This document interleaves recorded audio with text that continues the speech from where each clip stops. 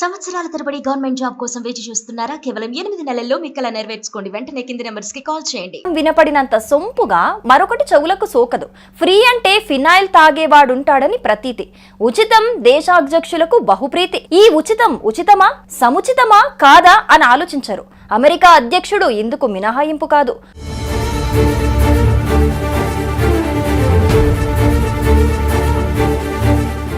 ఉచిత air force 1 ఖతారోడ్డు ఫ్రీగా jumbo jet ఇస్తాట. అది సూపర్ లగ్జరీ బోయింగ్ 747-8 విమానం. ప్యాలెస్ ఇన్ ద స్కై అంటున్నారు. ఆకాశంలో ఎగిరే హర్మ్యంగా అభివర్ణిస్తున్నారు. Private bedroom suite, board rooms, పాలరాయితో అలరించిన స్నాన గదులు, గ్రాండ్ స్టైర్ కేసు వంటి ఫీచర్స్. అందులో ఆ విమానాన్ని ఖతార్ ఇస్తే ట్రంప్ తీసుకోవడమేనా?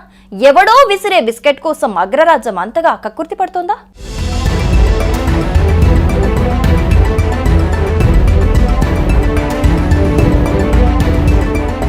అమెరికా అంతర్జాతీయ పేరు ప్రతిష్టలు కేవలం విమానాల సేకరణ స్థాయికి దిగజారిందా? ఖతార్ రాజకుటుంబం ఇచ్చే బహుమతిని అమెరికా అధ్యక్షుడు పుచ్చుకోవటం అనైతికం, చట్టవిరుద్ధమంటున్నారు విమర్శకులు.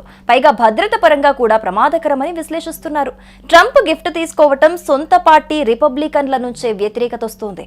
ఆ విమానం ధర $400 మిలియన్, అంటే 3,400 కోట్లు. అయితే ఖతార్ గిఫ్ట్ గా ఇచ్చే విమానంలో తాను తిరగబోనని చెబుతున్నారు ట్రంప్. గతంలో అమెరికా అధ్యక్షుడు రోనాల్డ్ రీగన్ వాడిన బోయింగ్ 707 విమానాన్ని సేవల నుంచి తప్పించి మ్యూజియంలో ఓ వస్తువుగా ప్రదర్శనకు పెట్టినట్టే తన పదవీ కాలం ముగిశాక భవిష్యత్తులో ప్రెసిడెంట్ లైబ్రరీకి ఆ విమానాన్ని దానంగా ఇస్తామనంటున్నారు ట్రంప్.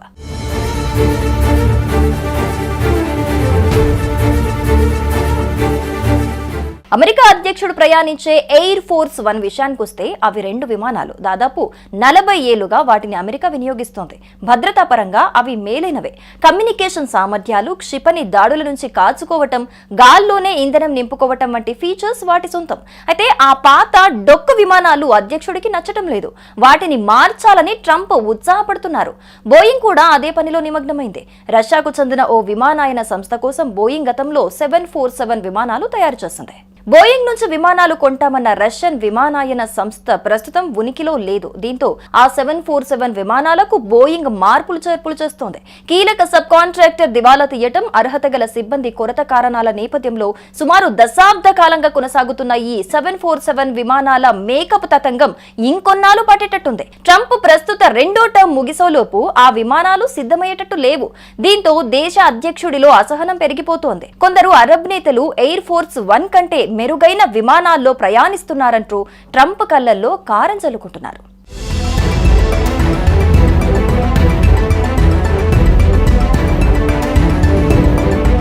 ప్రస్తుతం ట్రంప్ అటువైపే పర్యటనకు బయలుదేరారు. మే 13 నుంచి 16 తేదీల్లో ఆయన సౌదీ అరేబియా, ఖతర్, యుఏఈలో పర్యటిస్తారు. కొసమెరుపు ఏంటంటే కాంగ్రెస్ అనుమతి లేకుండా ఫెడరల్ అధికారులు విదేశీ ప్రభుత్వాల నుంచి విలువైన వస్తువులు, లాభాలు లేదా ప్రయోజనాలు పొందరాదని అమెరికా రాజ్యాంగం సృష్టీకరిస్తోంది.